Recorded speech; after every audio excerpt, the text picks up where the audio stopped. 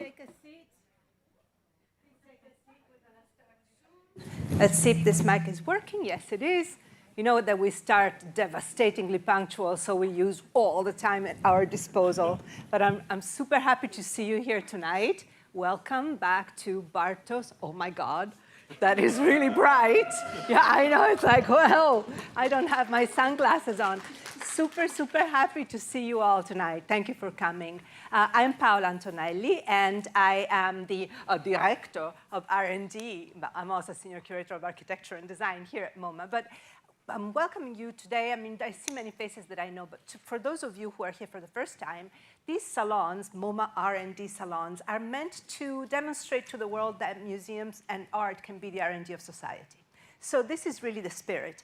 Every time we tackle a different subject, we try to find a way to include art and artists and museums, of course, but also to connect with the world, because museums' most important function is that of helping people live their life and understand their position as citizens and as human beings within the vast systems that we inhabit.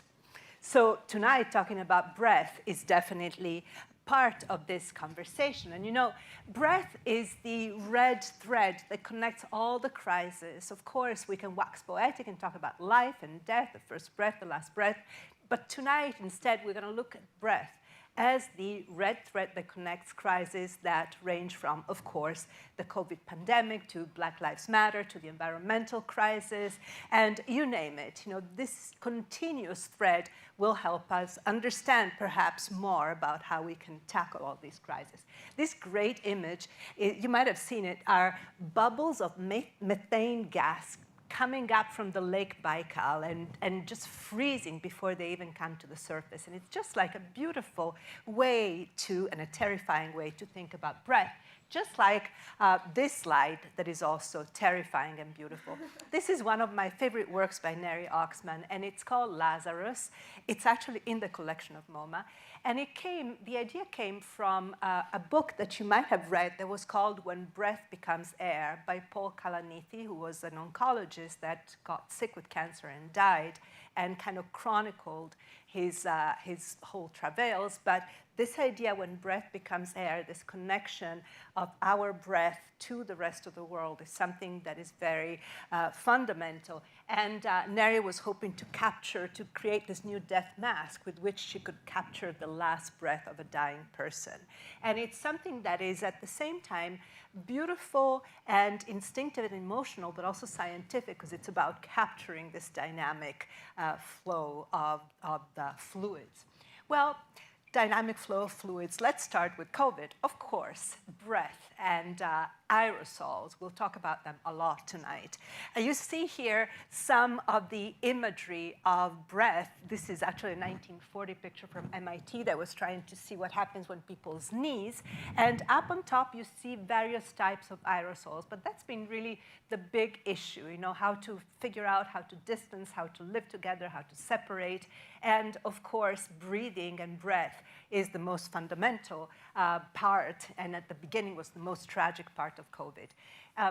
Ventilators. You might remember at the very beginning of the pandemic, during the lockdowns, ventilators were in very short supply, and there were many people that were trying to produce stopgap ventilators. There were machines that were meant to keep people alive before one of the big ventilators was actually available.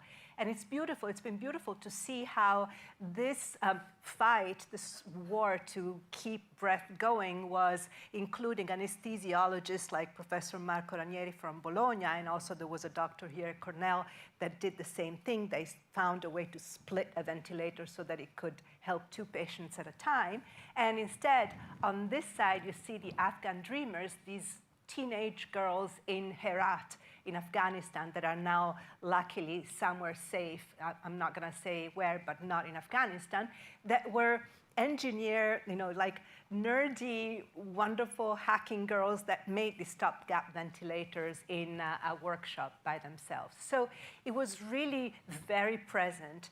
The need to breathe was very present. And I'm going to take a detour just for a moment because this is almost too light. But scent is, of course, a function of breath.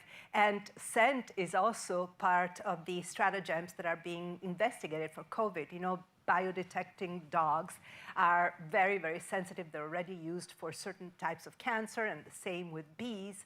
And, you know, breath and sense are a way to actually acquire knowledge, which is a beautiful detour. We won't cover it too much tonight, but when one thinks of breath in a non-tragic way, that's quite beautiful. And I had to put here this Susana Soares, this beautiful project that talks about the fact that in order to really know each other, which I told you that before, because I think that New York is a city of dogs, but if we could sniff each other, we would acquire so much more information, right? Maybe one day, you know, we'll be able to just like, hello.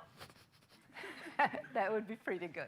But going back to serious things, COVID and breath have become also a way to talk about injustice, to talk about social division, to talk about the haves and the have-nots. At the beginning of the pandemic, there were those that could breathe and would just get out of town, get out of danger, and those instead who had to continue breathing with others.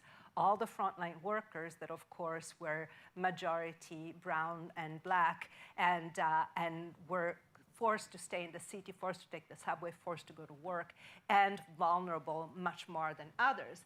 And also the disparity in the distribution of vaccines. You know, we'll hear tonight from Preeti Krishtel, who is a lawyer that's been talking about that very much, and how certain parts of the world would not be able to get the vaccine that was available to others. And Helena Claiborne, who's the research fellow, you'll meet her later, maybe she'll stand up. She picked also that Bella Hadid in Schiaparelli picture in Cannes. And of course, that's like, let them eat cakes, right? But the funny thing is that I went to look at many of those commentaries on her dress in Cannes, and hardly anybody talked about COVID. That's the hilarious thing. I mean, here she was with golden lungs, with rhinestones, gorgeous by all means, but nobody talked about that kind of like stark contrast with what's really going on in the rest of the world. And in the background is a line of people waiting to get a polio vaccine in the 50s. Also, that is so interesting. Those who don't want to get vaccinated but could, and those who really, really want to get vaccinated but cannot. You know, so the whole world was turned upside down, and breath was at the core of it all. Then we moved to Black Lives Matter. Black Lives Matter, and that phrase, I can't breathe, that was uttered by Eric Garner in 2014 in July when he was killed. He was murdered by the police because of the chokehold. And it's a phrase that has become really central to the way we mourn, to the way we protest, to the way we become outraged about injustice. And we'll hear tonight from Dereka Purnell, who's here to help us understand more about the whole movement, now that we're in the 10th anniversary of the movement and of Trayvon Martin's murder. So Black Lives Matter, Eric Garner, Trayvon Martin is 10 years ago, Eric Garner 8, and you know, Amir Locke is 12 days. So it keeps going, and I can't breathe is still at the core of it. And it's I can't breathe sometimes, I can't breathe also in society, I can't breathe in the rest of the world. Pope L is a wonderful artist that for a long time has been using performance and media of all kinds to talk about injustice, to talk about gender and race and all the different disparities in life in the United States. And in 1995, he made this amazing performance in which he put a plastic bag on his head. And then when he was asked by Art Forum to do a cover in 2015 to celebrate, to mourn Eric Garner, he chose to put this particular image on the cover, which is emblematic of everything that we'll discuss tonight. We were talking about the disparity that comes from positioning people in areas that are more polluted. Helena gave me this statistic that I was stunned, I couldn't believe, so I double-checked it and triple-guessed it. I'm so sorry to have double-guessed you, but I couldn't believe it.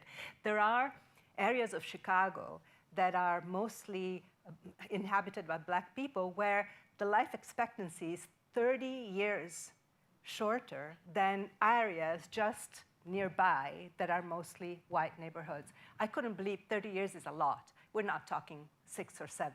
So it's stunning to see how still there are areas of the world where life is dangerous, where air is poisonous, and very often the most disadvantaged people are the ones that are pushed in these areas. So the connection between race and pollution and environmental concern, as we always repeat, is systemic and is interconnected. So there are ways to actually try and protest and resist, and there are very interesting protest places, like, for instance, the Nat Ministry that I like very much. It's very similar to the Lie Flat movement in China. It's about being completely useless to capitalism by sleeping away. So the Nat Ministry is one way, for instance. Rest is a spiritual practice, they say. But nonetheless, where you are positioned and where you live makes a big difference in terms of the air that you breathe. And this Dorothea Lange picture is always fantastic. This is your country, don't let the big men take it away from you. It's the air. Air as a right, not a privilege, is something that should always be in our minds and in everybody's minds. But there are places that are cursed, that are already forgotten and neglected. This is an image of Louisiana that is one of the territories in the United States where the air is getting worse and worse and worse. And of course, there's a lot behind it. There's policy, there's lobbying, we're not gonna make a list right now of the causes, but the truth is there are places where air is getting worse and worse. And we've had this moment during the pandemic where one of the few silver linings, if one can call it that way, was the cleaner air and the animals taking over all the cities. But that's already gone, and actually the problems that we have already started continue. This is by photographer Wu Di. It shows the thousands of masks that this girl in Beijing will have to wear if the pollution continues this way between now and 2030. So this is a photographer that's been trying to document pollution in China for a very long time, and this is one of the possible ways to portray it. Artists try to do that. They try to help us visualize things that we cannot see, and in this case, that was a way. But so everything breathes. Going back to breathing, people breathe, of course, plants, nature breathes, and also buildings do. This is very funny. This is a suggestion from one of my colleagues, Evangelos Kotsioris. He said that the new National Gallery in Berlin started perspiring when it was built. And so there was this exchange of correspondence between Mies van der Rohe and the people inside the gallery saying, why didn't you tell me that? This is so embarrassing. So every time there was a cold front, there was this condensation, perspiration, and there were all these different ways to try and see how to fix the building, almost as if you were sick and have pneumonia. And one thing that is very fascinating, and Kevin Slavin will talk about it today, is that we have this fake barrier. After COVID, we kind of got the point, but for a long time, we thought that walls and windows could protect us, that the air outside was dangerous, but inside everything is okay. And it's quite the opposite in some cases. So the indoor air, which is completely unregulated, is sometimes more dangerous even than the air outside. So breath and air is something that we need to become much more conscious about. And of course, there's also the planet breathing, the breath at a cosmic level. And we know that the places that we call the lungs of Earth, like the Amazon, are very imperiled. You see here just the update of the deforestation in September 2020 for the Amazon.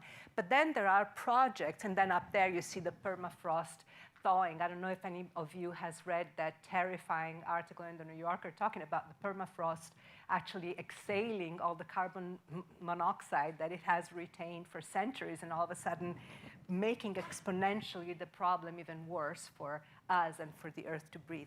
But then there are great projects, epic projects, like the Great Green Wall of Africa, that's already in the making, and it got more funding this year. An epic project that is about building a stripe of greenery at the southern edge of the Sahel Desert, crossing from the Atlantic Ocean to the Indian Ocean through 21 countries, some of them at war together. And nonetheless, there's this attempt to create a new lung for the Earth. And we hope that it's going to go through. But so you see the different scale of intervention, from the mask to the Great Green Wall of Africa. There's so much to be done to achieve breathing. And in the end, we breathe ourselves. We breathe the earth, we breathe what we make, we breathe the plastics and the scents that we make, and we breathe ourselves. This was a beautiful suggestion from Kevin Slavin, which is the work by Teresa Margolles, a beautiful work in which these hot plates receive a drop that sizzles on the hot plate. And every time it sizzles, it emanates in the air particles. And little do we know until we read the caption, but those particles are water from textiles that were used to clean the corpse of a man that had been murdered in Mexico. So it's about really having this sense of breathing.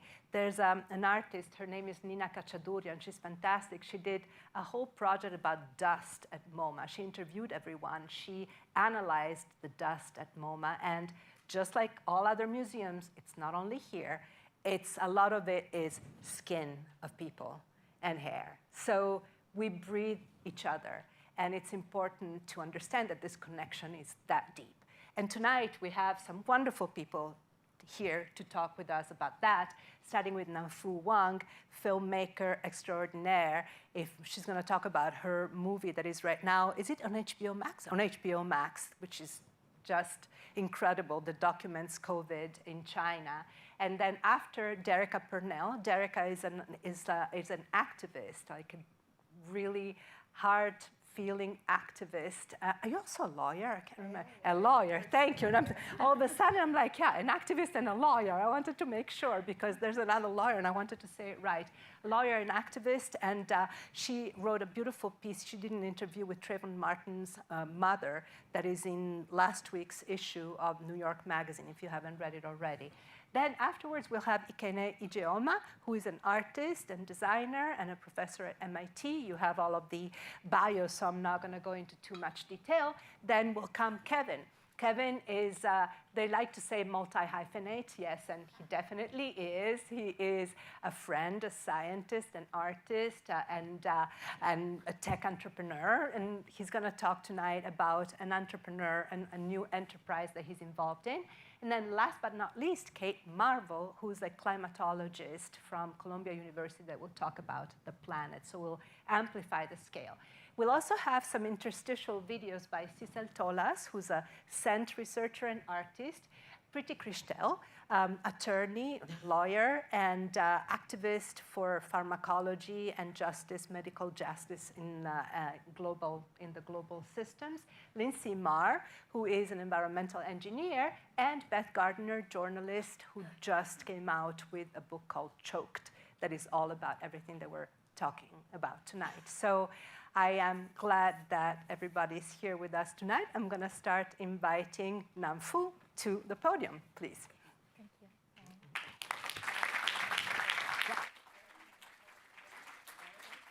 They're going to come. You just call for the videos. Okay, got it. Good evening. I found myself started thinking about breath a lot in January 2020, when that COVID outbreak started in Wuhan, China. I was in China, and my family lived 300 miles away from Wuhan. So during those first few weeks, I spent a lot of time on the Chinese social media, and I saw countless photos posted by family members of their loved ones laying in bed, struggling to breathe. Sometimes their mouths were wide open, gasping for air. Hospitals were so full that they started turning patients away. And that's why the family members posted the photos on the internet, hoping that somehow help would come. But those photos were deleted by the censors almost as quickly as they were posted. I tried to document the story, and I managed to find cinematographers to film inside hospitals in Wuhan. And the many hours of footage that was sent back to me showed me full of stories and images like this. I wanted to show the first clip.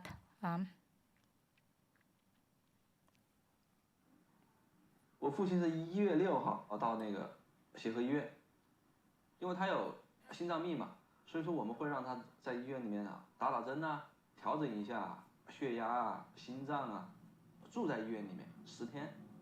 但是就是在1月15号要出院的当天开始发烧，发烧了3天以后，医生就感觉不对劲了，当时医生就让他去做这个肺部的 CT， 后来一做就发现双肺已经感染了，肯定在医院里面感染，因为我父亲他不可能到其他的地方嘛。爸爸，爸爸，爸爸，爸爸。后来他的呼吸越来越困难，越来越困难。后来我记得他最后他就在那个面罩里面说，他说没有氧气了，没有氧气了。就是完完全全被憋死的，非常惨，很惨。脸上这儿被呼吸机的面罩勒的是深深的印记，然后嘴巴张着，合不拢，非常惨。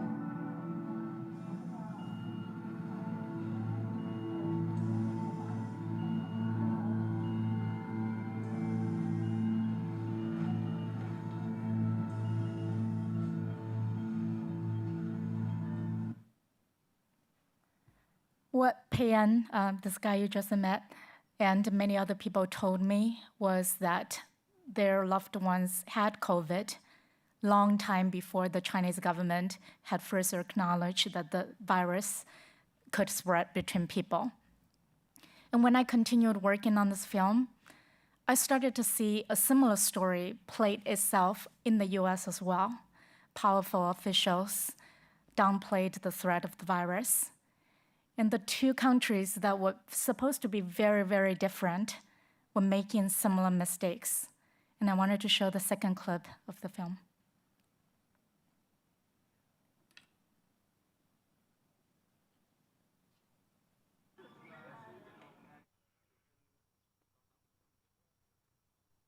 在去年反送中的时候，我是非常挺我们的党，非常挺我们的国家的。我认为香港那一群人都是废青，经济搞得好，每个人有钱挣，你还在说什么没有自由，勿令死。我当时我就认为这些人是脑袋有问题。这件事情发生了以后，就体会到香港那些人要去争取民主、自由。为什么？没有言论自由会死很多人。几万冤魂呢。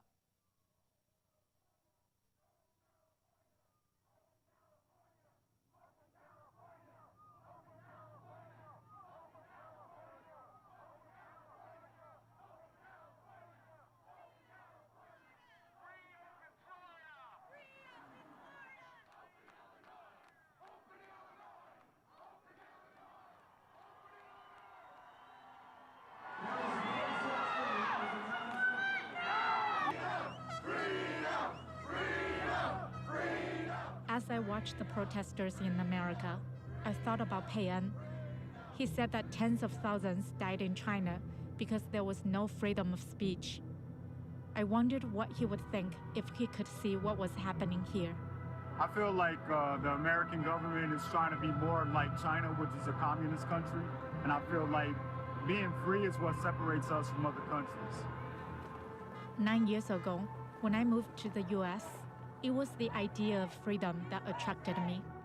I had never seen a protest until I came to the US. The closest thing to a protest I had ever seen in China was 6 people standing on the side of the road. And all of them ended up in prison. Nobody would look at these people and say that they are free. But is this what freedom looks like? War here! You can't tell me to leave! No, you're not looking at facts! Use the facts! here. I got my mask under my balls.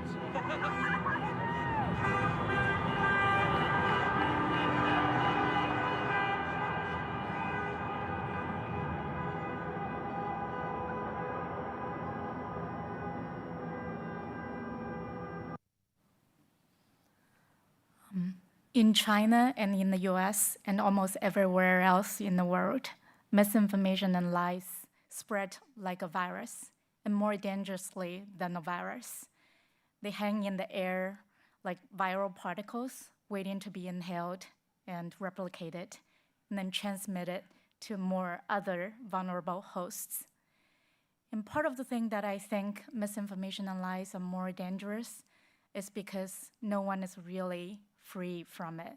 No one is really safe from it. And as much as we all try to find ways to inoculate ourselves as a collective, we're still vulnerable, and lies still find ways to break through. And what I've learned in making this film and an experience in the pandemic is when sometimes the misinformation comes from the authorities, and when the power is abused, our simple right to breathe, to live, could be taken away. Thank you. Thank you, Nancy. Thank you. Pretty Christelle? No, not yet. For a second. Sorry, Derek, I have the video. We have the video, right?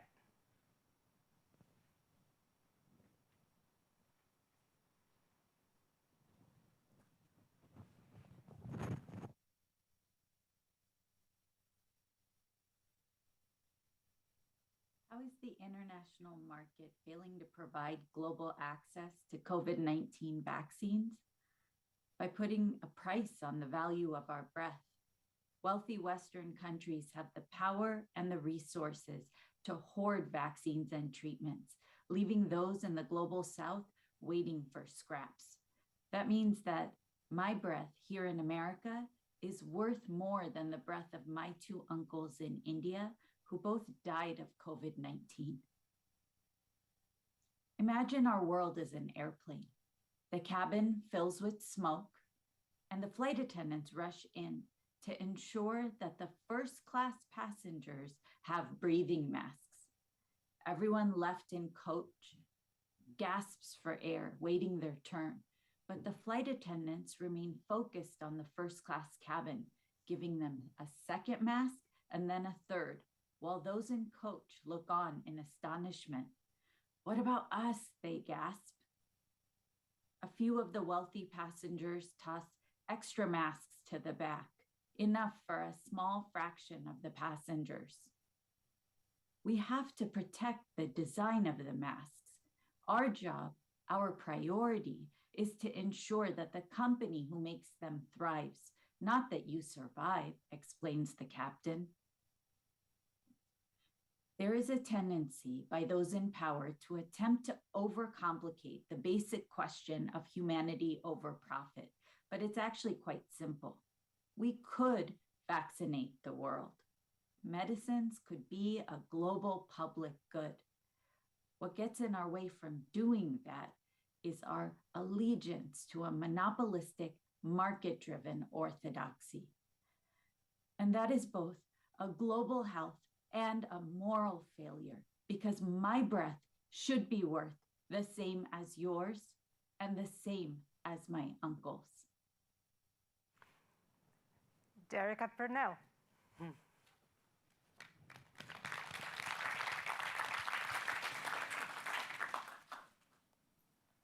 Hello, everyone. Okay, never mind to my hello. Hello, everyone. Okay, thank you. This is my first time in the auditorium since 2019, and so I'm a bit shaken up about it. Thank you for the invitation. In 2015, in April, Eric Harris fled the scene of an undercover sting operation. Cops chased him. One of them, a deputy, shot him in the back as he went to fall on the ground. As he lay there, bleeding out, he mustered the sentence, "I'm losing my breath." One cop on the scene responded in punishment. You shouldn't have run. Another cop responded, fuck your breath. Eric Harris died. I would like anyone who've heard of him to raise your hand. I see a few hands. Raise your hand if you've heard of Eric Garner. The reason you may haven't heard of Eric Harris is because he was killed in April 2015. Walter Scott was also killed in April 2015 in South Carolina. He was shot in the back as he ran away from raid Tensing. Freddie Gray was also killed in April 2015 in Baltimore. He was arrested while sitting in the projects. He made eye contact with a group of Baltimore Police Department officers and ran. They chased him, they patted him down, they put cuffs on him, they threw him in the back of a truck, and they drove around the city to punish him from running away. The deputy that killed Eric Harris was charged with second-degree manslaughter. It carried a maximum sentence of 4 years. He was released after a year and a half. Eric Harris's family received $6 million. When these stories go viral, the police reforms that accompany them go on tour. Despite the fact that the police who commit these killings are already products of reform. Eric Garner, Freddie Gray, Walter Scott, Eric Harris were all essentially killed on camera. There were other cops already on the scene for support and accountability. At least 3 of the 4 cops involved in these killings faced charges. 2 went to prison. Juries have increased cops at an alarming rate. Politicians have introduced more than 400 police reform bills, many of them have passed. Cities have increased the number of civilian review boards. Donald Trump and Joe Biden have both given millions of dollars more to police. And as of a Washington Post report just last week, police killings have not stopped. They have not slowed down. They have increased because these reforms are deadly.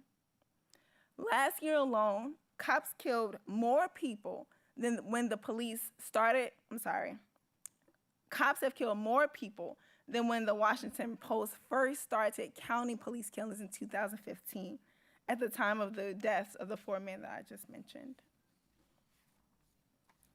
What's so frustrating about this is that it doesn't have to be this way. Body cameras, community policing, convictions, they won't save the lives that we have been conditioned to believe that they're able to save. One fundamental question that abolitionists ask is, do we want convictions or do we want to live? Do we want reforms or do we want freedom? Not the kind of freedom you were talking about, actual freedom. Do we want to keep paying for body cameras to watch people die online, on Facebook, on Twitter, on Instagram? Or do we want to protect our right to breathe? This is a fundamental question for people who call themselves contemporary abolitionists. And it's not just about making cops disappear overnight. Police abolition is not mere police absence, but it's a project committed to making police obsolete by reducing the police, reducing the reasons why people think they need the police, reducing the reasons why people call the police, and building a society where we have just relationships to each other, to our labor, to our communities, and to our planet. In the book that I provided in the resources tonight, Becoming Abolitionist, I don't solely focus on policing because I understand that police ultimately manage the inequality. They manage the inequality that other systems of oppression create. Climate disaster, homophobia, ableism, patriarchy, colonialism, capitalism.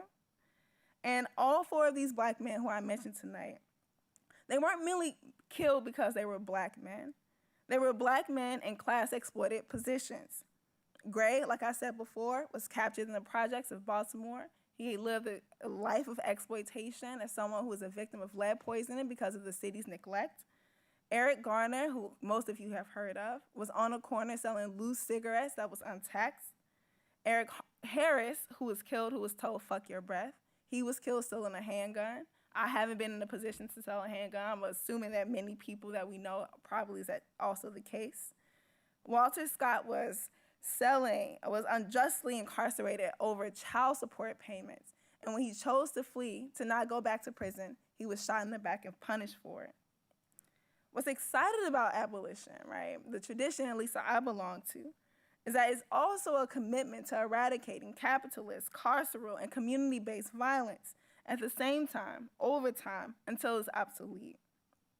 On the way there, we ensure prevention, direct support, and accountability, just to ensure all of our safety. It's a dedication not just to breathing, but to ensure that the air is quality, that our lungs are optimal, that life won't be choked out of us by cages and cops, but also choked out of us by neighbors and strangers, lovers, friends, police. That's the world that we deserve, and that's the world that we can ultimately make happen. In the wake of the Ferguson uprising, a Chicago-based group of activists and artists formed the Let Us Breathe collective. They expressed this, and I quote, "We envision a world without police, without prisons, without global systems of oppression. We believe that artists are the vanguard of the revolution, and we incubate visionaries charged with the work of imagining and designing that world. Our work creates alternatives to prisons and policing for communities, families, and people to find safety, to seek wholeness, self-actualization, and we want to equip people with the tools for healing. The Let Us Breathe collective believes in love over capitalism, abundance over scarcity, and collaboration over control. We believe," and this is still a quote, "we believe that people and communities are able to govern themselves peacefully when they have access to and sovereignty over quality education, housing, art, healthcare, nutrition, and useful and prosperous livelihood, skills for nonviolent resolutions for harm and conflict. I believe that that's the world we deserve, and I believe that's the world that we can build." Thank you. Thank you very much. Next, a video by Beth Gardner, author of Choked, The Age of Air Pollution, The Fight for a Cleaner Future, and then a small video by Cecil Tolas, scent researcher and artist. Please.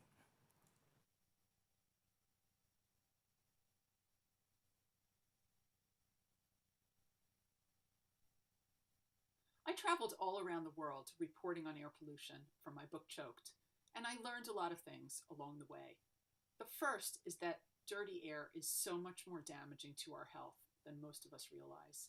A huge body of scientific evidence links it to everything from heart attacks and strokes to diabetes and dementia, and to the biggest health problem there is, premature death. But the flip side of that pretty depressing news is that cleaner air would make us all healthier almost immediately and would literally lengthen millions of lives. Another thing I learned is that air pollution does not exist in a vacuum.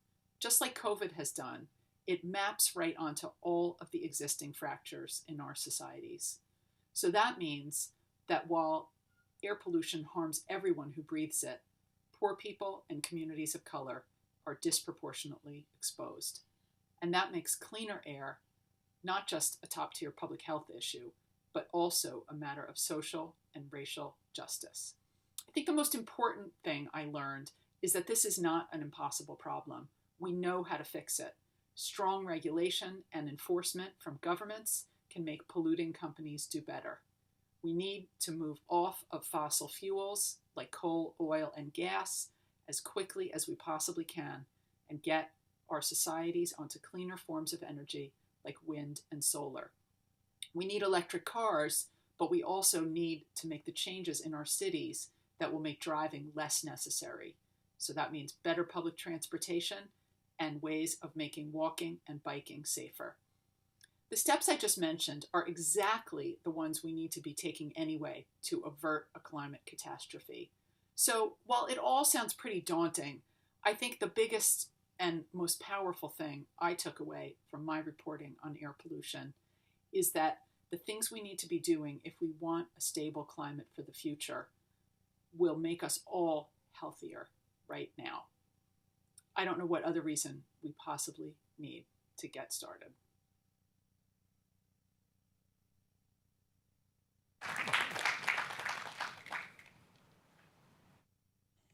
What do we learn by smelling? And what do we learn from smells? Smelling is making sense of air. When there's smell, there's air, there's life. Smelling is reclaiming the real. Smell is raw reality. Smell and air is emotion in motion. Air is a shared endeavor and communicate the beauty of symbiotic coexistence. Air is an evolutionary common. Air is information and formation. Air is atoms and molecules. A smell source releases molecules which needs air to become information. Smell is coded air. Some of these molecules has been around as long as there has been life on Earth. Smell chemical compounds are used purpose communication by all species, including bacteria and viruses. Every molecule provides very precise and important information on who, what, where, when, and why. Kene Ijeoma.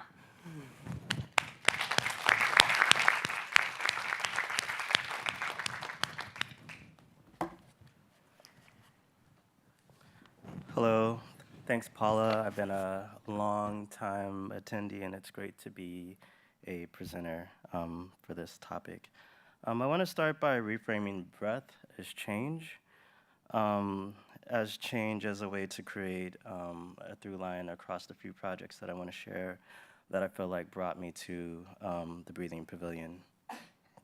In my practice, I've been thinking through change across many scales from global to local.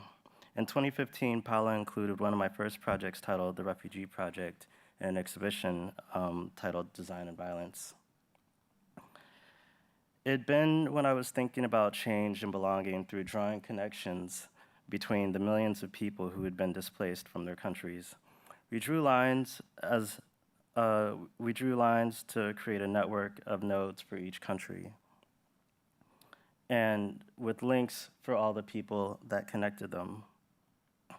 In more recent projects, I've thought about change and belonging on a local scale through creating installations in which links in a network create care. In this work titled Peacemaker, commissioned by Exploratorium in San Francisco, visitors are invited to use their bodies as conductors to let the energy flow between the poles and activate them. Some of the poles are more far apart, so many people have to use their bodies and hold hands to connect them. The poles are arranged in the shape of a skewed peace sign, so the more people that connect them, the more we can move maybe towards peace. Late fall 2020, when Van Allen and Downtown Brooklyn Partnership commissioned me to create a light installation for a plaza near Barclays, a lot of change was coming, and it was causing a lot of stress and anxiety for me, starting with the new president. Who would it be? Starting with the COVID vaccines, would we have one? The only thing I knew is that there would still be the same injustices to Black lives in the US. So at the time, I also, in early 2020, started searching for new strategies for navigating all this change. And I started reading Emergent Strategies by Adrienne Maree Brown. It was there I rediscovered this earthseed tenet from Octavia Butler's Parable of the Sower.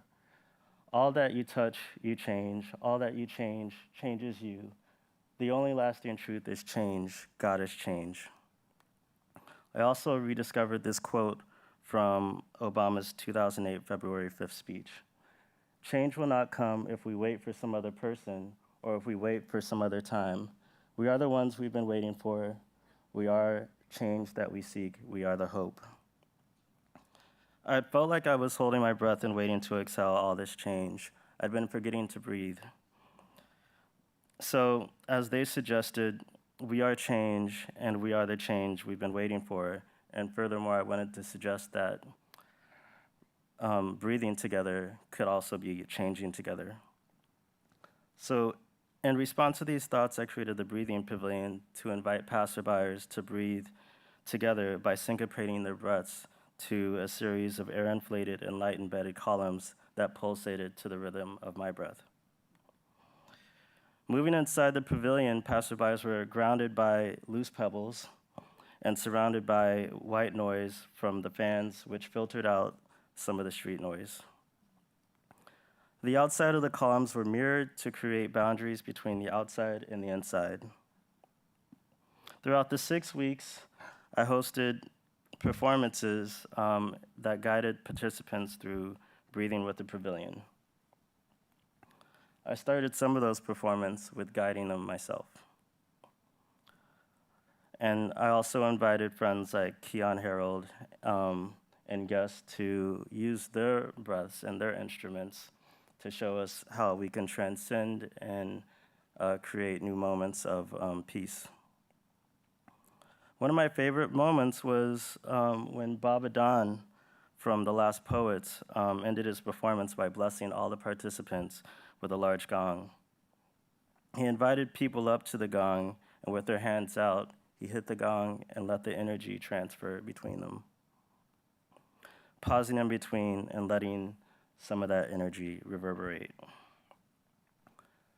For something as fragile as breath and inflatables, the breathing pavilion was well cared for by these men in blue and other passerbyers. For 6 weeks, the breathing pavilion navigated change to create networks of care by channeling each other's energies through breath. And I hope that reverberated across the city. Thanks.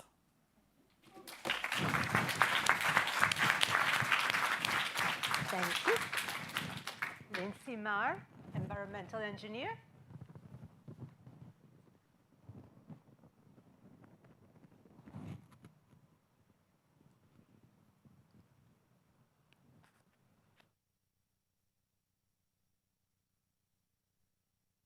We spend about 90% of our time indoors, where we share the air with others who are in the same space. Every minute, we breathe in and out about 6 liters of air, the amount in 3 large soda bottles. Our exhaled breath contains some of the air we originally inhaled, along with additional carbon dioxide and water vapor from our bodies, and lots of tiny droplets of respiratory fluid that are too small to see. Over 1 minute, we release hundreds of these tiny droplets, which are also called aerosol particles. They're small enough to float around in the air for a long time, and other people in the room can breathe them in. If someone is sick with a respiratory pathogen, such as the virus that causes COVID-19, these particles could be carrying viruses or bacteria that could infect other people who inhale the particles. These particles move around in the air like cigarette smoke. They're most concentrated if you're close to someone, like being close to a smoker, and they can easily travel across the room and build up in the air if the ventilation is poor. Opening the windows allows them to escape. In a well-ventilated space, every breath we take contains very little of other people's exhaled breath. In a poorly ventilated space, we rebreathe some of the same air. If it's bad, 10% or more of every breath we take is the exhaled breath of others. Until now, the design and operation of our buildings has been driven mainly by comfort and energy savings. We aim for our buildings to be at a comfortable temperature and to have air handling systems that prevent odors from being a problem. The current pandemic has shown how easy it is for COVID-19 to spread through shared air, and the same is probably true for colds and flus. We can reduce the amount of pathogens in the air by improving ventilation in buildings and adding filtration and UV treatment or other methods to remove the pathogens. The tools are available to us. We just need to add breath to the list of things we consider in the design and operation of our built environment. Kevin Slavin.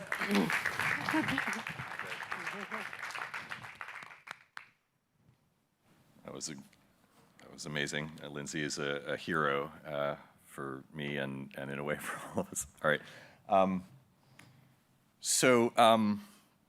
Let's see. I've basically come here tonight to talk about a very, very narrow focus in this broad landscape of breath, which is actually the air that I'm breathing here and now, like right here at this moment. This right here is the single riskiest thing I've done in 2 years, is to stand here and breathe this in. And it's 2022, and I don't need to explain to everybody what those risks are made up of, but it's the details that are interesting. And so this is a talk about details. It looks like the font didn't work, and that's all right. So the first time I ever spoke here, like right here, 16 years ago, and I showed this slide right here. It was like 2007, and I showed this slide to say it's 2007. Nobody's even heard of the iPhone yet, but all the stuff made out of atoms, like your groceries and your taxis and you, is going to become information. It's going to like move up into the cloud, and it's going to be amazing. And check, that happened. But now, I think what's urgent these 16 years later is to flip it and to understand that what's urgent is to start to take what's here in the air, in the cloud, and bring that back to the ground as information, and to really start to understand what it is that is happening in the air and pull that back to the ground. This project is broadly underway through a lot of different people in a lot of different ways. So let me show you some of the details about how that happens and how we learn about them. If you live on the fire coast, we live on the flood coast. But if you live on the fire coast, the air looks like this in fire season. And it leads naturally to people wondering what it is that they're breathing. And the government has exquisitely fine sensors for this kind of thing. We have one right nearby, that way, right at City College. There's one for the entire island of Manhattan. And it has pretty good sensors, pretty good information. And in general, here in New York City, it has generally good news. This isn't live data. This is from about 48 hours ago. But back on the West Coast, when everybody went to go get all this information from the government, you know exactly what happened, which is that the website went down, because what other story could I come here to tell you about? And it's what has led to things like this. This is called purple air. This is sort of citizen sensing of the air. The purple air device tells you basically the same things that the government sensors do. There's one, there's actually two just a few blocks from here. Again, these are 24 hours ago data. And these give you basically pretty fine-grained local information about the local air quality. And again, New York City is pretty good, as from a global perspective, unless you're vulnerable to, let's say, asthma, in which case you need finer grain information, which you can get on your phone, because of course you can. But what's interesting about it is where that data comes from, because where that data on your phone comes from, if you're looking at that for the asthma, is other people who have asthma. And it's other people who have asthma who have an inhaler that has a GPS transceiver at the top there that is actually sending up a signal every time somebody needs assistance, right? So anytime something's triggered, it's sending up a signal. And so we're starting to get this sort of trigger information and these maps. It doesn't tell us exactly why this is happening exactly there, but it does start to give us much better information than we've ever had about what's happening in the air and about where to look for what. And this is the same story, really, about this 10 years ago. This is right on the heels of the Fukushima radiation disaster. It's basically the same story as the inhaler, but for radiation. It costs about a couple $100 to make. It's called SafeCast. And this was a bunch of hackers and just generally intelligent people who put together a kind of a homemade something in between a Geiger counter and an iPhone to look for the radiation data that they couldn't get from the government. They couldn't get the data from the government, so they made the data. And so 10 years later, there's so much of that information that we have these really high-resolution, fine-grained maps of not just radiation, but actually particulate matter and general air quality that come out of Japan. And then also you see this with natural elements like pollen. There's not a lot of pollen here right now in New York in February, but you can see it coming, right? Because spring is literally in the air, right? Like you can see it arriving and bringing with it pollen, which some of you love more than others. This map is from an Israeli startup called Breezometer. They take the pollen data, and then they take any other data they can find. They're kind of like a Google Maps for the air. They take any data they can find, and they assemble it around whatever spot you have. So I've located it here at MoMA. And this will tell you, because they aggregate, this will tell you exactly how much sulfur dioxide, nitrogen monoxide, nitrogen dioxide. And so here and now, like really, like right here, right now, this is what you were breathing an hour ago, right? When you were walking to MoMA, this is it. Like this is what was entering your world. And then you stepped through those doors up there and you started breathing this with me here now, and about this air, we know nothing. We know nothing. So this part is about the efforts and the need to change that. I work with a bunch of colleagues at a company called Poppy, and we'll talk about what we do in a moment, but this number, which you heard Lindsay Marr refer to, this number is why it matters. So that 90%. So even before a global respiratory pandemic, 90% of our time, on average, was spent indoors. That was before lockdown, right? Like before everybody had to stay indoors, 90%, right? And that's obviously unhealthy to begin with, right? But it starts to get really unhealthy when you start sharing that indoor air with, let's say, SARS-CoV-2, which is COVID, or the flu, or Legionnaire's disease, when we start sharing that indoor air with everybody else that we can't see. And yet, for 2 years, we've built this whole model that we would somehow protect ourselves by looking for those pathogens in one another's noses. Like, that's where we're looking somehow. And there's reasons that we arrived at that, and it's not a bad thing that we've done it, but just as a fundamental model, the notion that these things that are here, that we're looking for them here in one another, is a bit strange, because it's not really what matters ultimately. You know, what matters is not what's in anybody's nose. What matters is what's in this room right now. Right? It's like what matters is what I'm breathing right now. And how is it that we have so much information about the other side of that door up there and nothing about what's here? So that's what I work on. That's what we work on at Poppy. This is a Poppy monitor. This is built to do basically for indoor air what everything I just showed you does for outdoor air. It tells us what's here, right here in this room right now. It can detect the presence of COVID if we had one mounted, which we didn't get permission in time to do, but it'd be nice, right? We could find out a couple hours from now.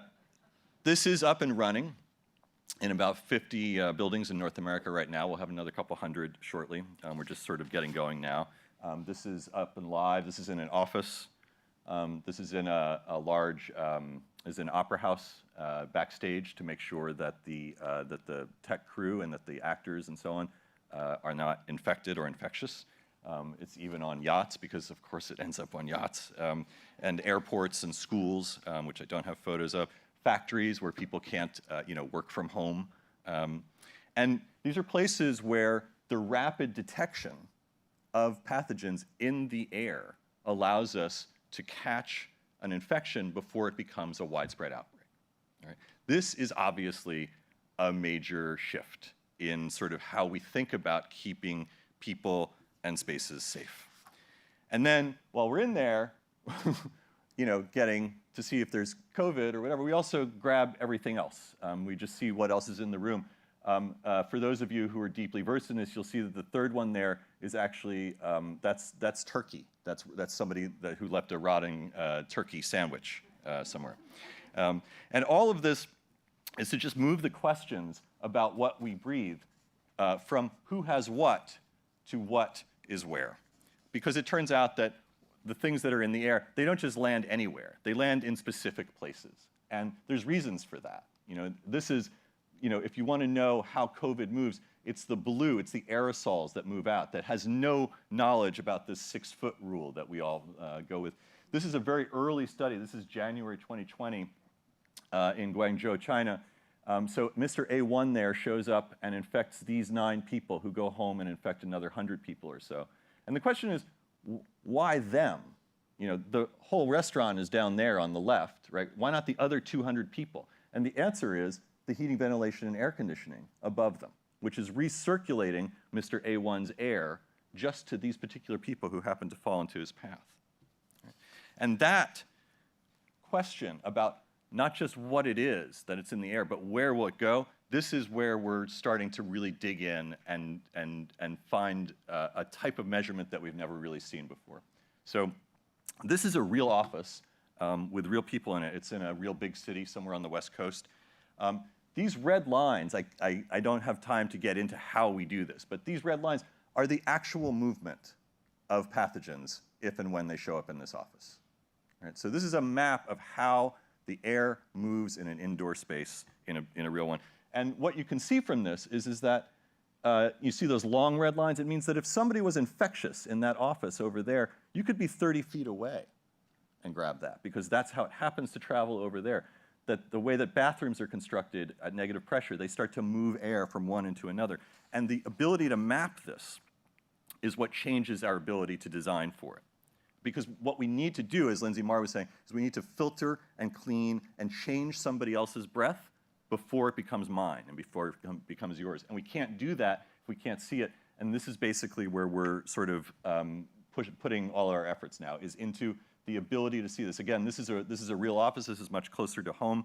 And what you see here is the precise movement of indoor air. And you can see that somebody, let's say Lauren's desk over there, is not nearly as good as somebody's desk over here, because that happens to be catching all the unfiltered air.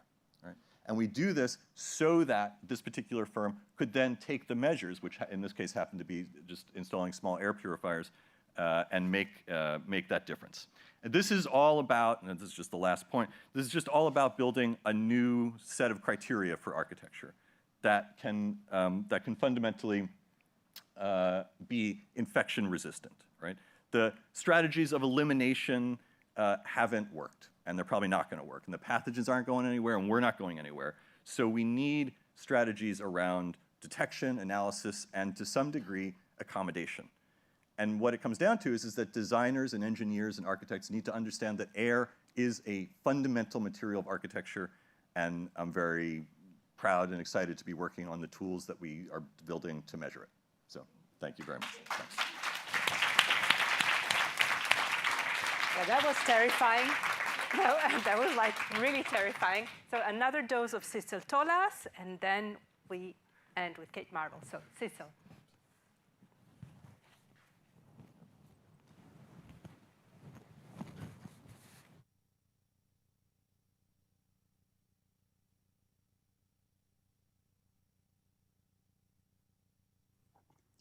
We breathe up to 24,000 times a day.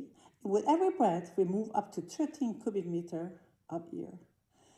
And take in 25 sextillion molecules every time we take that breath. The largest percentage of all molecules are gases such as nitrogen and oxygen, but not only. We are non-stop inhaling many different other gases, but we hardly think about the role they play in all kinds of lives. Smell molecules send immediate signals to various regions of the brain, such as amygdala and hippocampus. Emotion and memory. Smells can immediately change how we feel, make us aware what it means to be, and also make us never forget that fact. Smelling accomplishes an emotional engagement with the topic of concern. An emotional reaction is essential to action. Okay. Kate Marvel.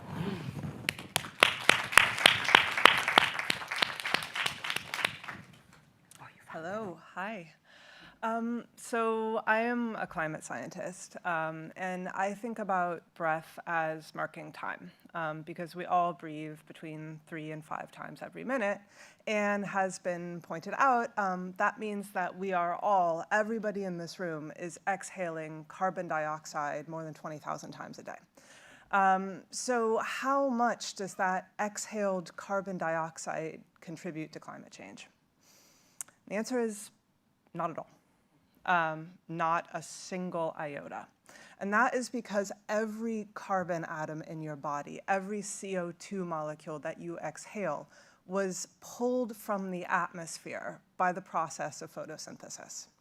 So we are not contributing to climate change by breathing. We are not contributing to climate change by existing. We are participating in a great cycle of carbon. So what is making that carbon for us? Some scientists, I think, would call it photosynthesis. I like to call it magic, because that is what it is. Plants are sucking air and sunlight and making food for themselves. And this happens in all of the forested regions of the world, all the areas of land where plants grow.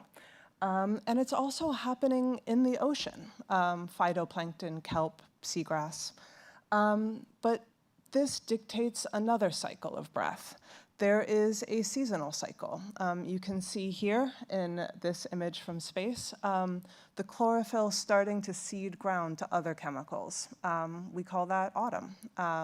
That's happening on the land, but not yet in the ocean. The ocean moves to a different seasonal cycle.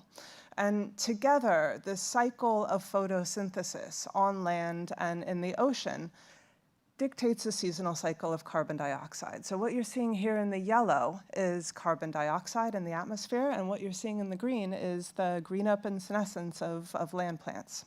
And so because there is a seasonal cycle of plants taking up carbon dioxide, this means that there is a seasonal cycle in carbon dioxide. So there is a breath on the scale of seasons.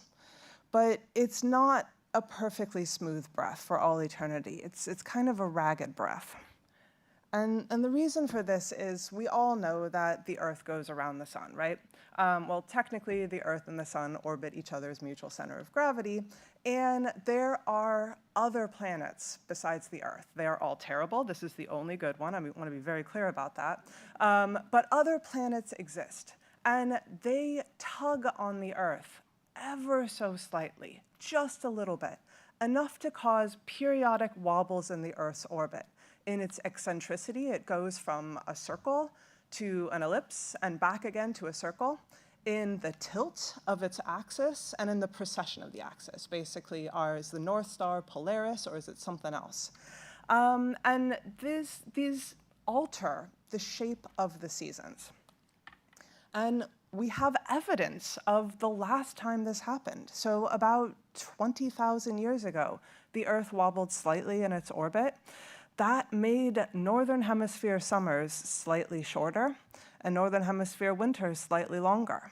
This led to the growth of ice sheets, and you can see proof of this by simply going to Central Park and seeing the boulders that were left behind when the Earth wobbled back on its orbit and those glaciers started to decrease. So we have evidence, literal air, from the last time this happened. If we drill down into ice cores in the undisturbed regions of Antarctica, what we have locked in ice are little bubbles of air. We can access the literal air that creatures 20,000 years ago would have breathed. And we can go back even farther to 20,000 years ago through many cycles of glaciation and deglaciation. And that tells us something very important and I think pretty staggering. Tells us that carbon dioxide fluctuates.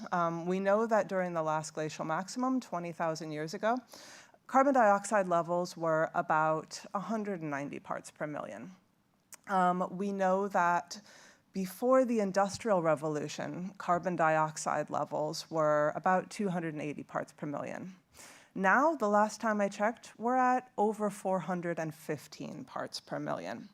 This increase in carbon dioxide is unprecedented in Earth's history, and the current level of carbon dioxide is without precedent in at least the past 800,000 years. So where is that coming from? Well, everybody here knows exactly why atmospheric carbon dioxide levels are increasing. They are increasing because creatures 400 million years ago, 100 million years ago, 66 million years ago, breathed. They breathed, and they took in carbon dioxide from the atmosphere, and they were eaten by animals, and everything died with the remnants of their last meals still locked in their body. Fossil fuels are solar energy, but stupid, is how I would describe them. All energy is solar energy. But humans have been digging up fossil fuels and setting them on fire in order to power our societies. That has led to that increase in carbon dioxide. So we have significantly, and I want to be clear, not everybody, not equally, but human activities have fundamentally altered the carbon cycle. We are emitting about 35 billion tons of carbon dioxide into the atmosphere every year. Of that, a substantial portion is taken up by the biosphere, by land plants, by the ocean. Without things to photosynthesize, we would be in even more trouble than we are now. But those land plants and those ocean phytoplankton can't save us from ourselves. They cannot solve climate change because there is a residual that keeps building up in the atmosphere that is not removed by the biosphere, by the natural carbon cycle. So how long does that stay in the atmosphere and how does it get taken out? Well, initially, luckily for us, about 50% of our anthropogenic emissions get taken out of the atmosphere by the biosphere. That we cannot count on to endure into the future. We talked about deforestation, we talked about perturbations to the biosphere. We are already seeing carbon dioxide sinks turning into carbon dioxide sources. So that's not a constant. But even under the best possible circumstances, some carbon dioxide lingers in the atmosphere. It lingers in the atmosphere until it's taken out by reactions with seawater. That basically is just carbon dioxide dissolving in the ocean. That will lead to ocean acidification, among other things. But that is a relatively slow process on atmospheric timescales, about 300 years for the ocean to remove a substantial portion of the carbon dioxide from the atmosphere. And then about 20% of anthropogenic carbon dioxide emissions sticks around for a really long time.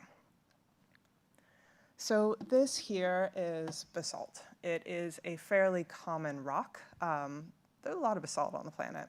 Entire seafloor is basalt. Giant's Causeway is basalt. All of these beautiful columns that you see that are formed in perfect hexagonal shapes, that's basalt. And what happens to this rock and other rocks is that there is a slow process of weathering. Even natural, fresh, unperturbed rain is to some extent acid rain because carbon dioxide reacts with water vapor in the atmosphere and rains down carbonic acid. Very weak, very slight, but over hundreds of millions of years, it weathers these rocks. It turns the rocks into dust, dissolves them, and that carbon dioxide is returned eventually to the seafloor, where then it is put back in the atmosphere by the splitting of the seafloor, by the splitting of the land, by volcanoes. So that 20% of carbon that lingers has to be taken out on geological timescales. So the fact that human activities keep increasing atmospheric carbon dioxide means that we are piling more and more and more than the biosphere could possibly take out, more than rocks can handle. And that has led to the climate changes that we are seeing today. Thank you. Well, thank you very, very much to all of our speakers tonight. I would like to invite you to sit here, please. You can come, you can keep the mask, and you each have your microphone, and then as we speak, we can take off the mask and then put it back again. We can try it that way. But thank you very much for these great contributions. We've really gone through so many different scales. So we've talked about individuals breathing. We've talked about indoor air, outdoor air, about democracy, about injustice, keeping breath as a red thread. So I would like to start by asking a question of Nanfu. So Nanfu, in your movie, In the Same Breath, you make a connection by seemingly telling a story. You make a strong connection between the ability to breathe as an individual within a collectivist country and therefore a connection to democracy. Can you please explain it even more? Because it's more than a metaphor. It really is about individual and society. So, and it's powerful also when you say it came to the United States for freedom. Yeah, so when I started making the film, and I immediately realized what compelled me to make the film wasn't about COVID, wasn't about the virus, was really people's right to live. And in China, in Wuhan, what I had seen was what the government told people and told the world what was happening was not what was happening on the ground. So a lot of people, not only that their right to live, but their right to the truth and their right to information was denied. So starting from there, I was making a film that I knew is about the politics in China, the lack of transparency, the censorship and the propaganda. But what really shocked me was at that time, January, I didn't know the outbreak would eventually spread and become a pandemic and would eventually reach the US. I remember in January when I came back, my family all were in China. They were all very relieved. They said, thank God you made it to the US. Thank God you're going to be safe, and this is not going to happen in the US. And even if it happened, you would have the ability, it's a democratic country, it has advanced healthcare system, you would be okay. And by March, it wasn't like that. And to me, it really confronted my notion of democracy and freedom, and what does freedom of speech mean, and why it doesn't guarantee free access to truth and information here. So the rest of the film and the making of the film was myself trying to understand what was happening in the US and why the government responded to the pandemic this way. And it is not just about the pandemic, and we all see what happened during the pandemic. It reflects issues that were so deep that existed prior to the pandemic, during the pandemic, and it would exist long after the pandemic is over. Thank you. And Derica, there is a connection here directly, but also what I loved very much about your presentation is that you talked about the agency and the role of artists. So can you talk more about artists that have participated in your activism that have been particularly impressive for you? Oh, wow. Such a big question. I was actually thought you were going to ask me a different question about the connections to COVID, right? It's well, yeah, you can answer. Yeah, that. Then I'll go to the artists, but the role of policing and militarism actually cuts across all of the presentations tonight. I don't know if you all remember when the pandemic first happened.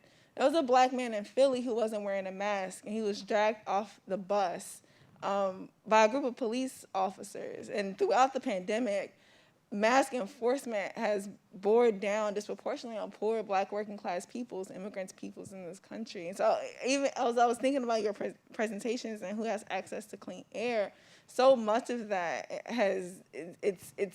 it's dictated and managed through policing. Even your presentation where you were talking about the refugee project that you were doing, who gets to access land, who gets to be displaced, who gets to breathe clean air. There are lines of militarism and policing that enforces that. And it cuts across buildings. It happens within buildings. I often think about when I go into an institution, the browner the people are at the bottom of the basements, the whiter and richer you are, the more access you have to windows and light, right? It literally cuts across every single presentation that I heard tonight. I've been really sitting and thinking with that. So when I think about art, it makes that absolutely bright. It makes that clear. I think I really wish actually my partner could speak to this question, because part of his work now focuses on makeshift memorials and how in the aftermath. Sorry, on what memorials? Makeshift memorials. Makeshift memorials. So in the and please correct me if I'm wrong, but I know I'm right. So I'm always right. So in the aftermath of police killings, what happens is that a community will come together and start putting down, precious teddy bears, liquor bottles.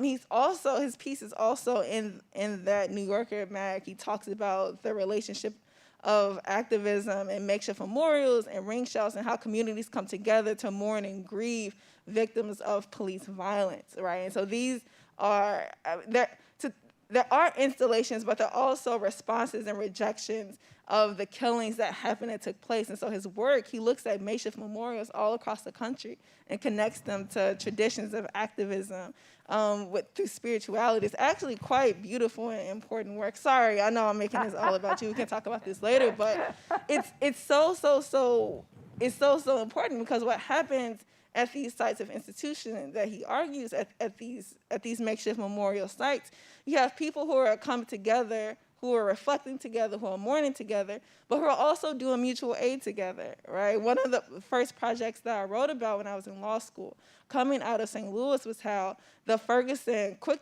Trip that was burned down, that was set on fire, what happened afterwards is that became a site of community organizing. All right, people came and started providing mutual aid. They started feeding each other, passing out waters. If you're an activist coming from a different part of the country or a different part of the world, you knew to go to this Quick Trip that had been burned down. Now, in the news media, all that was said was that, oh, this Quick Trip went up in flames, it's pure chaos, right? This is terrible. But if you look in the aftermath for the weeks following the destruction of this Quick Trip, you have people who are organizing, who are connecting people to organizations, who are receiving food, who are meeting. I have relationships that I still hold, from being in this place. So what artists are able to do, they're able to reclaim and rename spaces. They became the Quick Trip, the QT People's Park, right? So now this is not only the devastation, right? This is also people building a memorial and organizing and using it as a site of resistance. And we see that all across the country. We see these beautiful communal makeshift memorials become sites of resistance and building. And that's so important to capture. You have people who are practicing, violence interruptions, who are getting training, who are de-escalating. And so it's not individual artists, but it's important because people are coming together to build it. Together. Yes. Right. Thank you.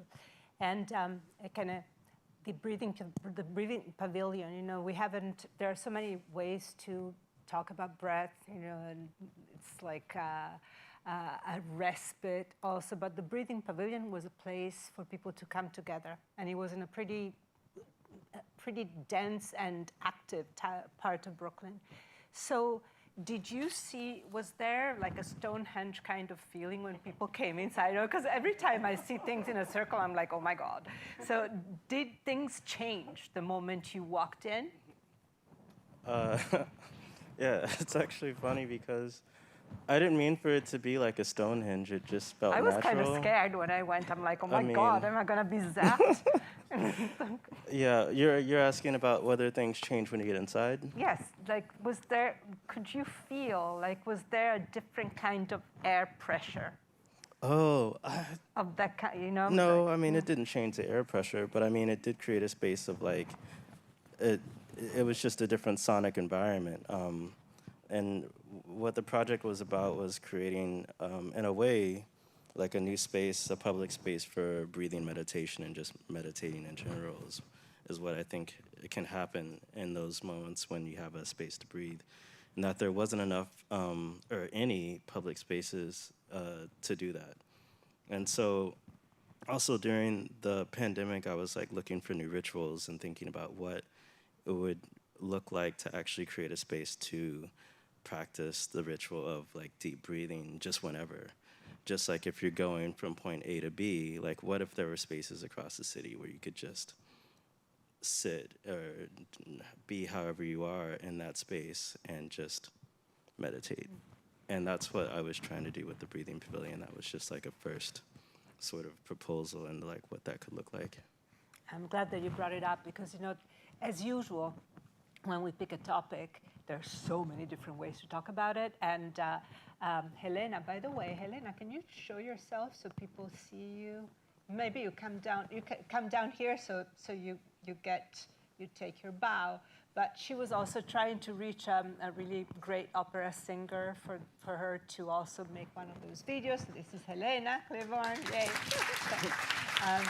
And we were not able to get to her, which is for the better, because otherwise that would have been too much. But thank you for also talking about this quality of breathing as settling.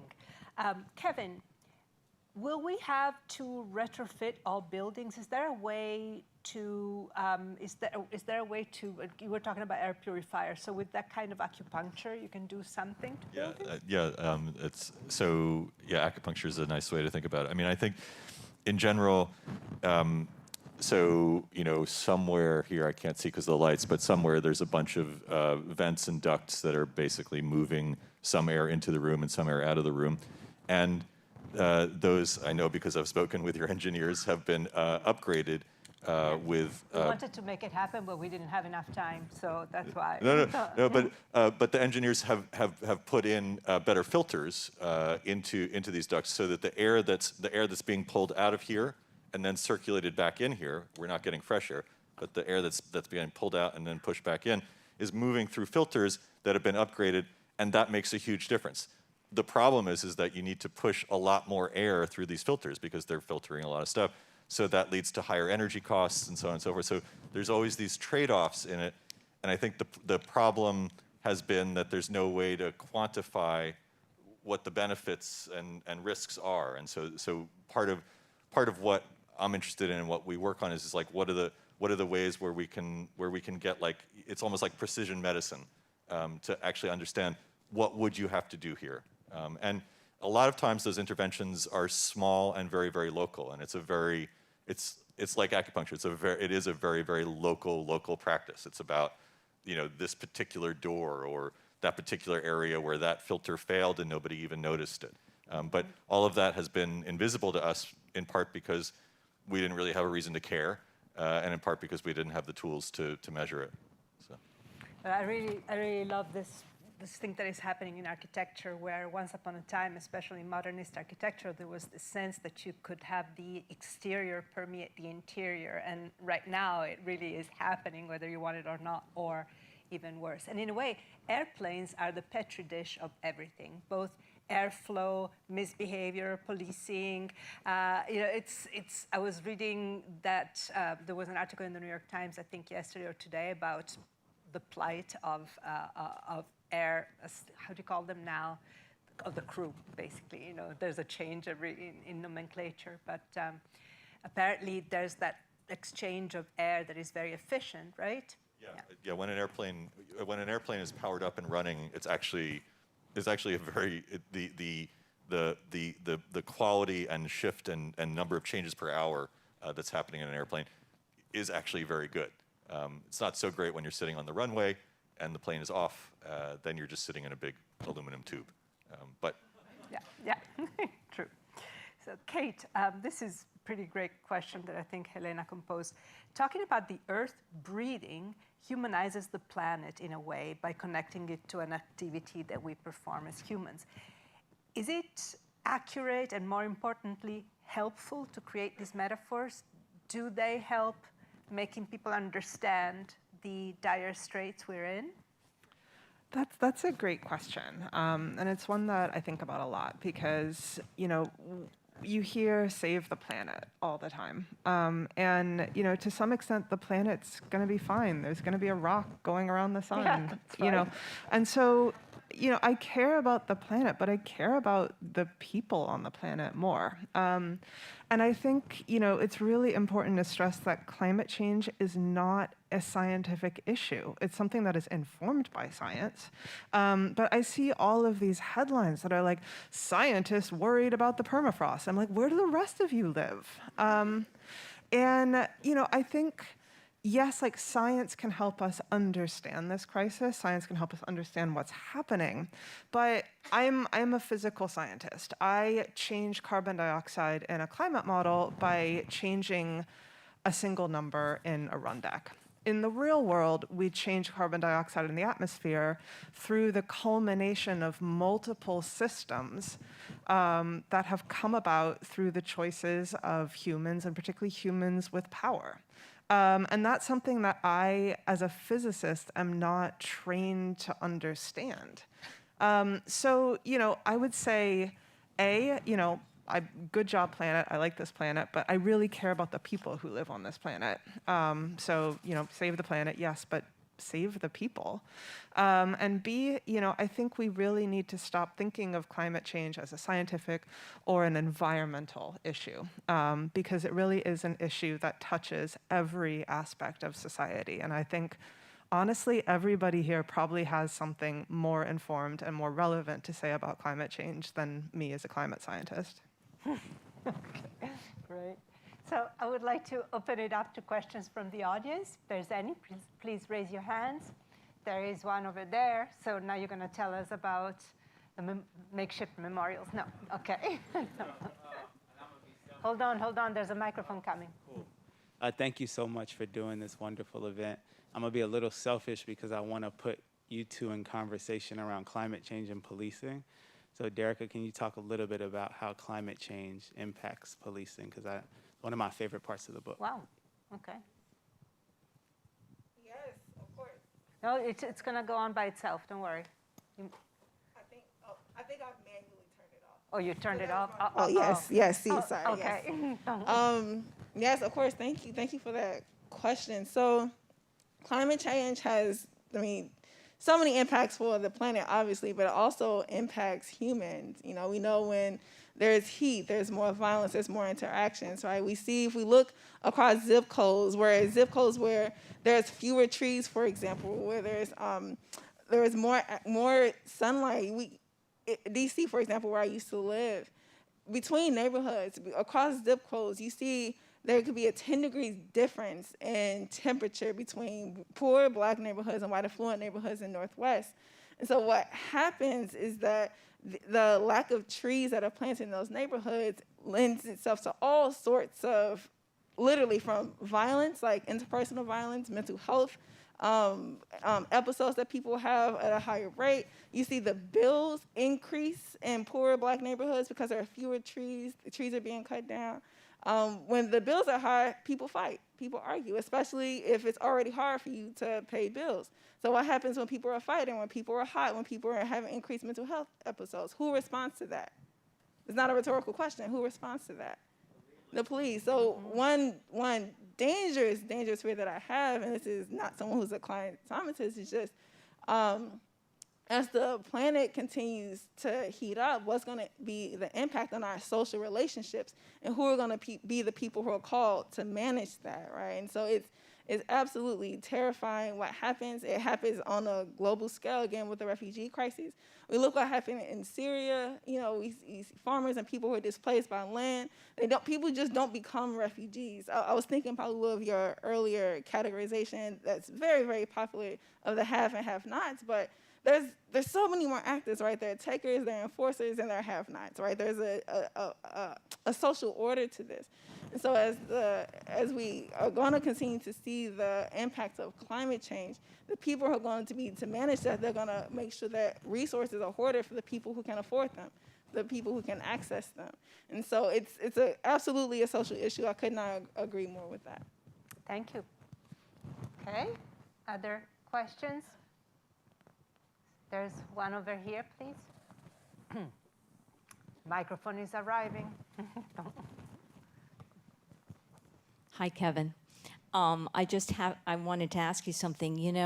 So if we get data around indoor air, I know there's a few people working on that. A lot of the pushback around putting that in buildings, I know, is then what do you do with it? It's like, I'm afraid. I grew up in New York. I take the subway all the time. I'm afraid to find out what's going on there. I know it's bad. Office spaces, any spaces. Anyway, what do you guys have to say about that at Poppy, and of course you specifically? I'm always interested. Well, let's see. Okay, so it's a good question. There's a couple different angles at which to come to it. One of the things that's interesting in this kind of work is who is responsible for for health outcomes in a space? Like, who's responsible for the health outcomes for this cohort right now? Nobody in particular, but if we were an office, there would be somebody. If we were all colleagues in an office, there might be somebody. but what does their job title look like? Are they the environmental health and safety director? Are they the facilities director? Are they the chief operating officer? Is it HR, right? It's never been, until COVID, the notion of infectiousness was kind of nobody's job in particular. There's the CDC and there were some folks doing some pandemic planning, but it was kind of nobody's job. And now part of what's interesting is whose job it becomes in different organizations and institutions is a bit haphazard. But it is also true that 2 years in, it has generally become somebody's job. And we see this in like large companies. They brought in chief medical officers, and there are people who are environmental health and safety and so on and so forth. And for city administration, it's starting to happen, 2 years in the school systems, right? Like just beginning. It's starting to become a thing that has to become somebody's concern. And when we identify those people, there are different situations where different amounts of knowledge are more or less valuable. It's very, very valuable to know if COVID has shown up in a classroom in the last 6 hours. It's not that useful to know if it was on the subway yesterday, right? It's, so it's extremely situational, and it has to do with things that one of the ways that we talk about it is there are open cohorts, like we're all here now and then we're all gonna disperse again. Well, that's different than a closed cohort, like a classroom or a factory or so on and so forth. So this is like this weird intersection of architecture and social systems, and depending on what the social system is, that information can become incredibly valuable or not especially valuable. Could we reach a point, though, I'm going to be devil's advocate, in which we know too much, and like there are excessively good CT scans that catch a tumor or a cancer cell that would never develop in your lifetime, and then the insurance will never take you anymore. I mean, can the same happen? So how many people are familiar with wastewater detection? Right. Yeah. So like a lot of people know about this now, right? So it has its roots in the same stuff that we're doing, which is basically genomic sequencing of material. So wastewater detection has been around for maybe 10 years. And what do you think it was used for before we had COVID? Anybody know? Drugs. Yeah. It was used to determine what opioids were washing up in which areas in a couple of specific cities. It was used by the police. It was used by CPP. We are outside of COVID. We are leaving genetic information and producing genetic information everywhere we go. There are a million ways now to accumulate that, whether it's through wastewater or surface testing or aerosol testing, and it is possible to abuse it. And I would argue that there are ways that it has already been abused. So. Okay. Yeah, there's over here. Yeah, it's you. Coming. Thank you. I would like to ask a question of the lady that made the film. Yeah, Nanfu. Yes, and there was a very provocative... Can you keep the microphone closer? Okay, yes, there was a very provocative use of words, and you said, who is free, when you compared the Chinese population with the American population and the people that were protesting. Could you elaborate or expand on that statement? Because I think it's very, very interesting. So thank you, and thank you for your film. Thank you. That is a good question, and a question that I struggled so much as I was making the film. That scene, what you saw, came in about an hour, I think, an hour in the film. And the film goes back between China and the US frequently. As I mentioned before, in March, I was very shocked, and I felt my preconceived notions about the US was being challenged, and I was going through a political awakening of relearn what America stands for, and what I didn't know about this country, what I had missed, even though I had lived here for 9 years. And in May, we started filming all the protests. It was really interesting because we went to so many states, and the first reaction of being at the protests and encountering those people is negative. And they also confront all the camera people there because we are the ones who wear masks. We are the only ones who wear masks. So there were a lot of abuse, and let alone being a Chinese person. And we also have other camera person who are Asians, and they received much more hospitality from the protesters. And that was the first reaction, is why are these people behaving like this? Where did they come from? Where did they arrive today? But then as I spent a little bit more time with them and being forced as a filmmaker to review the footage and listen carefully to exactly what they had to say and to give the attention that maybe if I would have encountered them on the street and just passed, I wouldn't have given them that same level of attention. So I started the footage and listened and listened and listened.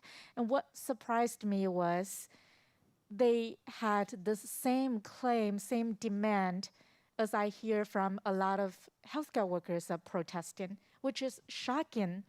They all say, we want the truth. We don't trust our government. We don't trust the institutions. And I heard a lot of healthcare workers say the same thing in protests. Where's the CDC? Why is the policy always changing week by week? We don't trust them anymore. So what I realized was in a society when it's not healthy, when the leaders, when the institutions had broken that trust, the skepticism became extreme. It became, in a healthy society, there should be a healthy amount of skepticism, which didn't exist in China because a lot of people didn't have the information and they accept what the state media, what the government told them. They had no access to other information. But in the US, when we feel that they have freedom of speech, what it really means is the misinformation spread freely as well without regulation. And that's what shocked me, because you seem very different, the two countries, and you seem almost on the two ends of the spectrum of a political system, and yet, and you call it one capitalism and then one communism, but deeply, it is the same issues that we are witnessing, and at least from me, who have lived in the two systems, and what I've seen is the symptoms of a lot of same issues. Unless there's something, yeah, I have a few questions here. So you raise your hand, and Helena will see you. But in the meantime, I wanted to ask of Kate. We always hear that the real issue is not us breathing out carbon monoxide, but rather it is the methane that is emitted by cattle. It's what we hear all the time. Is that true? So methane is a problem. Methane as a greenhouse gas doesn't live very long in the atmosphere. It gets taken out after about 12 years by chemical reactions. But while it's there, it's much more potent and much more powerful than carbon dioxide. It's much better at sort of stopping the heat from Earth escaping to space. Now, methane comes from several sources. Agriculture, so cow burps, basically, is a big source. Wetlands are a big natural source of methane, but oil and gas is a huge source of methane. Natural gas is literally methane. And there's a lot of, methane leaks from uncapped wells. So a lot of the methane problem is, cleaning up methane is not going to stop climate change, but it is a really important step, and it's a fairly easy step to take, and it's one that I think is something that we can do. Yeah, by the way, I said carbon monoxide was dioxide, of course. Do we have a question? Yes. This for Kate, but actually the others also. Is it possible that COVID could have a positive effect of creating an understanding of global community that begins to make us understand our systems completely and entirely on the planet, and it actually gives physical impact? Could it be helpful? So on the social question, I have no idea, pass. I'm a physicist, people are hard. But on the immediate impact of COVID, so COVID had large impacts on air quality because there was less driving. Basically the entire global economy shut down for a while, and so locally there were positive impacts on what climate scientists call aerosols. So basically the stuff that blocks the sun and makes people sick. That had a small but non-negligible warming effect on the planet. So because carbon dioxide is cumulative, cutting emissions, I think emissions fell by about 7% of all greenhouse gases for the year of COVID. That didn't stop climate change at all, has no effect whatsoever on the long-term trend of rising temperatures. Now, if we were to make CO2 and other greenhouse gas emissions fall by 7% every year, that is the trajectory that we need to take to stay below 1.5 degrees Celsius. I think I'd love to hear what other folks say, but I really loved, when Derica was talking about what we can aspire to, the world that we want to build, because we do know that with climate change, everything has to change. We do not have a choice not to change. Either the climate changes into something completely unrecognizable and very, very dangerous, or society changes. And maybe Derica, you might want to answer the social part of that question. It would be so interesting to see if you think. You don't have to worry about the mic. It's going to come on and off. You're too used to it. Yes. Well, I'm not used to it because I haven't been in a room with a microphone. I know the emotion. The question, I thought of two people. I thought of Naomi Klein. I thought of Arundhati Roy. I thought about Naomi Klein's work around the shock doctrine and said when there's a crisis of capitalism, there's an opportunity for people to make a lot of money, and it's on people who care about freedom and justice to intervene and fight against that. And I thought about Arundhati Roy, who says the pandemic can be a portal. It can teach us to live in beautiful and creative ways. We can think about all of the opportunities for us to relive and recreate social relationships and take time to do that. And so when I think about how it's happened in the United States, I've talked about mutual aid so much, but I think about mutual aid. But one example of shock doctrine, I remember early in the pandemic driving through Philly and seeing the restaurant bubbles, and I was like, yes.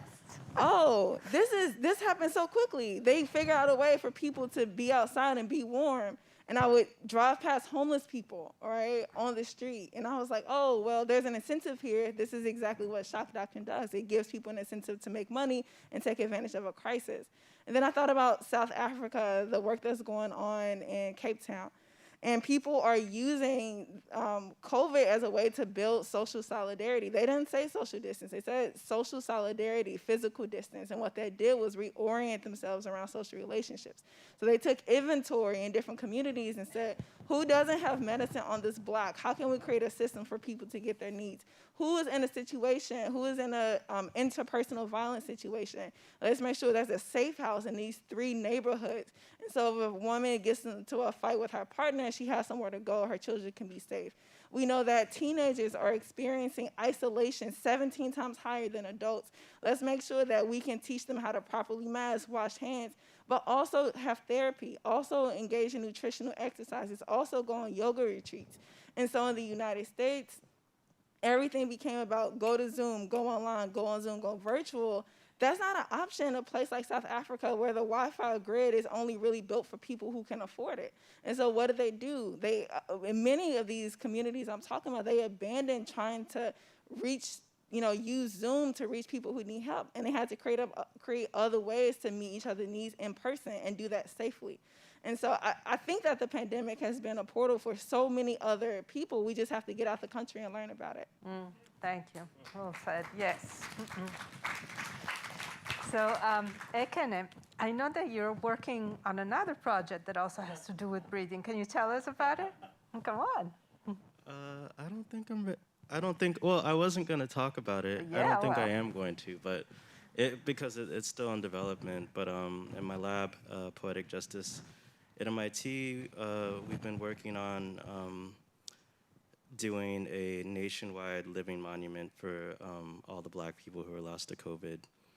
So we'll be making 100,000 of something. I just don't want to say what it is yet, but it is in relation to breathing. It is in relation to climate, and it actually is in relation to a lot of things that people are talking about. But That's why I wanted say you to it just say. yet. But thank you. So people will think about tonight when they'll see that new monument. Any other questions from the audience? You can also ask questions of each other. Does you a hand there? No? You can also ask questions of each other if you want to, because there's so much that you have in common. Like I had another question for Kate, since you don't have them yet. But do you ever work with information designers or with designers that can help visualize some of the work that you do in a very effective way to communicate it to wide audiences? We've worked a little bit with information designers. I would like to work more with artists because I think being able to tell the story of climate change or tell one of the many, many stories of climate change is so important. And for so long, we have only told a few stories about climate change, and they're boring, and I hate them. So, the first story we tell about climate change is like, well, all of these scientists say it's happening, but this one guy says it's not. Let's have them fight. That's a terrible story. I don't like that. And now I feel like there's, increasingly a story told that humans are irredeemable. We are so bad. This is our punishment. And everything is going to be terrible in the future. We're doomed. That's also a terrible story, and it's not supported by science. There is a real spectrum of possible futures. And I think it's really important to acknowledge that, while at the same time saying, we are already at 1.2 degrees Celsius warmer than pre-industrial. Climate change is here. It is already affecting us. So, I think being able to work with artists, with writers, with people who think visually, with people who think with words, just being able to tell new and diverse and exciting stories, I think is so crucial and so important. And I also, on another thing, I think the boundary between science and art is somewhat artificial. Oh, yeah, well, you're opening an open door, how they say. No, we completely agree with you, and it's interesting because this is a good moment to be an artist. I mean, it always is, but there's so much to do.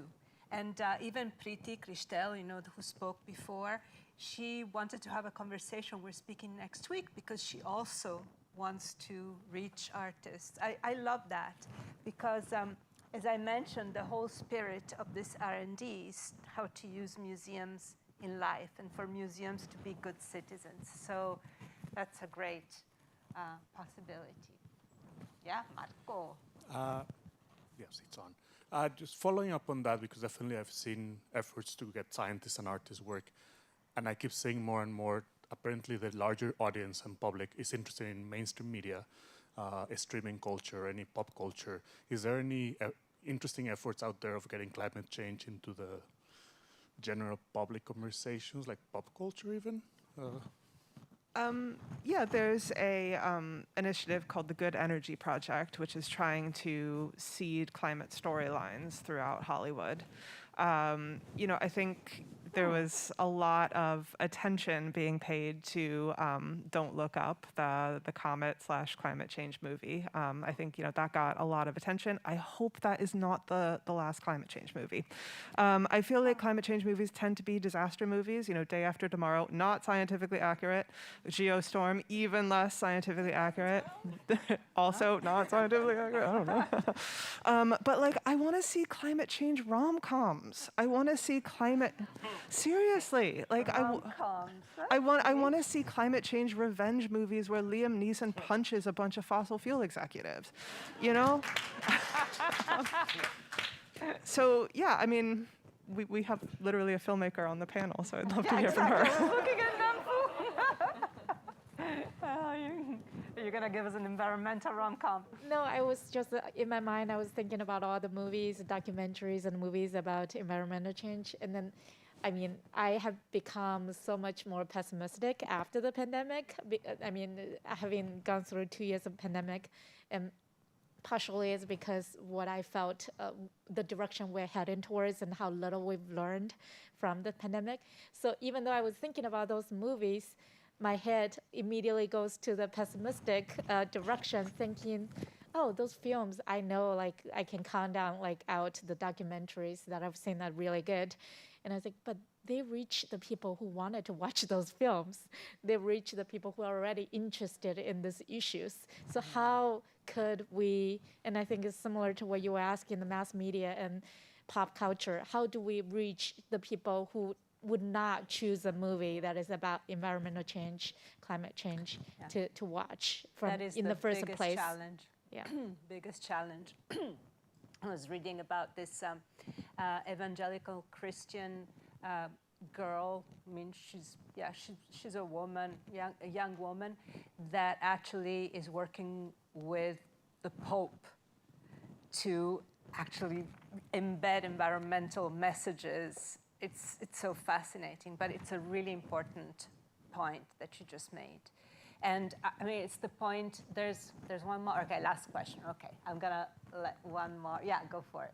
Hi, Nangfu, you, in your talk, you brought up misinformation and compared it to the virus, right? It was viral and very similar behavior. And Kevin, you talked about bringing down the cloud, 2007 and 2022. And there's a very real sense in which the ecosystem of information it's viral and pathogenic, misinformation and disinformation. So I think that's sort of also another air that's all around us, that we're all, right? And you talked about that, and we can't avoid it. So it's a question for both of you, but also for the panel. It's like, how are you combating it? And you're all storytellers in your own way, and I think you've kind of been answering that in different ways. And just this last discussion about telling stories, but how do we inoculate? How do we prevent? How do we detect? And how do we think about this other air, this parallel air? Misinformation. Mm-hmm. Yeah, I can start. I thought about that question a lot, and that was also part of the reason that I felt misinformation, disinformation, and is more dangerous than COVID-19, and part of the reason that I felt more pessimistic towards the future, because we have PAPI, we can detect what is in the air, and we have vaccine that we can protect us from it, and eventually the pandemic would be over, but that is not something that we have developed a vaccine or a way that the lab can test, or everybody is armed with a mask or something that they can detect and to protect themselves from. And I haven't seen that an effective way or a promising way that can get us there. And the only thing that I can think of as somebody who, like, I was making films, but I faced the same challenges. Like, the films reach the same people who are already reading the New York Times, who are already doing research, who already are pretty well informed. So I kept asking myself this question: what is the solution? How are we going to get there? And I always come back to the one idea is our society and every society needs to have media literacy education from kindergarten, from elementary school, all the way around, because I felt the people who are at the protests, a lot of them, most of them, all of them are nice people, probably just like you or me, but they are the consumers of information, and they have been exposed to maybe the people who are the creators of those misinformation. So by extension, they consume those and adopted it, but it doesn't mean that those people is different from any of us. Is everybody lives in this subjective world and believing they are the truth holder. What they see is the truth. And we don't have tools to differentiate what is truth and what is lie. And so I think media literacy education probably is one of the ways that can arm people from youth to grown up to learn how to have the tools to differentiate truth and lies. Yeah, we should develop critical minds. Well, we usually are very punctual, so I don't want to hold you any more than 8:02 where we're at. So 8:09 already, wow. No, so I would like to thank this wonderful panel of speakers.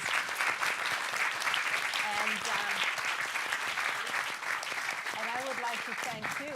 Unfortunately, we cannot have our mediocre wine and so-so snacks yet, but we're going to get there sooner rather than later. We're going to have our receptions again. Thank you for coming tonight, and see you next time. Thank you. Thank you. Thank you.